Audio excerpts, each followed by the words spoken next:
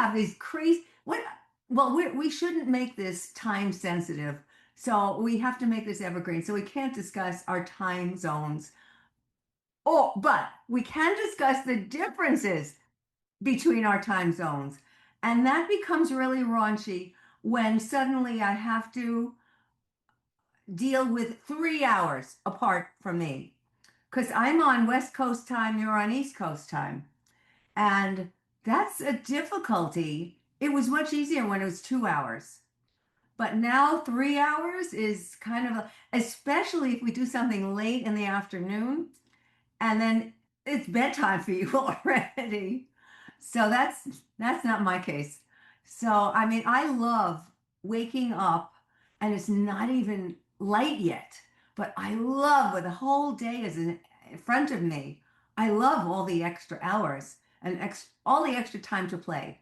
Because in Scottsdale, there's just playtime. I mean, I just have lots and lots of time during the daylight to do things that I enjoy.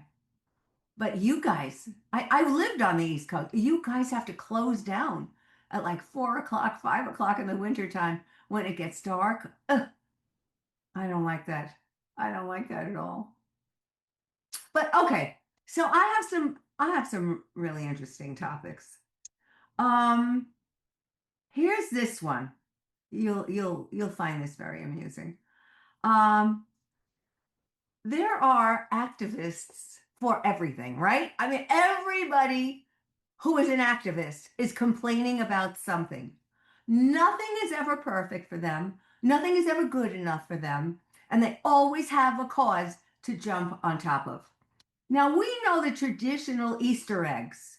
The kids love them, roll the Easter eggs, roll them on the White House lawn. I mean, this has been a custom, a tradition for so many years that people truly look forward to.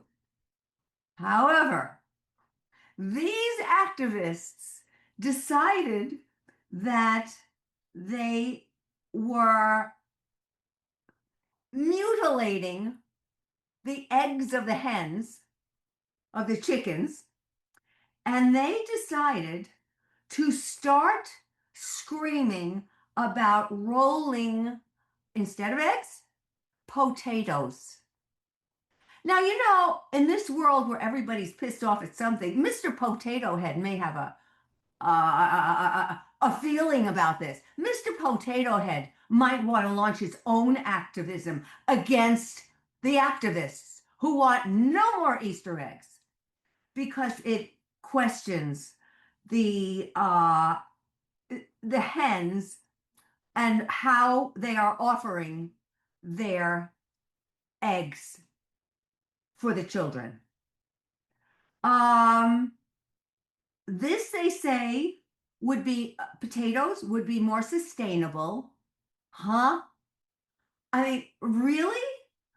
Can you imagine the Easter potato roll? Yeah, the Easter potato roll rather than the Easter egg roll. And here all the kids love putting these beautiful colors together and and looking at the Easter eggs. But in a letter to First Lady Melania Trump, PETA, People for the Ethical Treatment of Animals, proposed rebranding the annual White House Easter egg roll. And this dates back, I didn't know this, but this article informed me. This dates back to 1879. But today, the activists are as bold as can be and as vociferous as anybody is. And they want to make this White House Easter potato roll. That's what they said.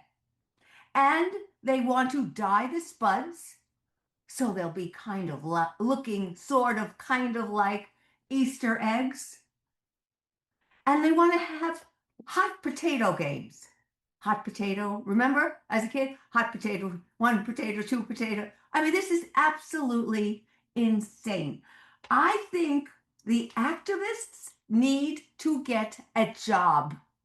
The activists need to be employed in some way to stop squawking about things that have no real bearing on life. If you want to be activists for the good of somebody besides the hens. Be good. Do good.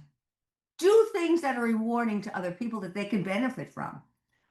But to now carry on about Easter eggs and want to make them Easter potatoes, I vote no for that. So I am going to question how many of these activists have real activating jobs. How many of them do something with their time? How many of them have something rewarding to offer the world? Because right now, this is absolute nonsense. And I have found that the older I get, the more there are these disgruntled people all over the place, and they will raise a sign, raise their voices, and go crazy over anything that gives them what? Notoriety? Is that what they're after? Leave the damn Easter eggs alone. That's what I say, and that's my Gildagram today.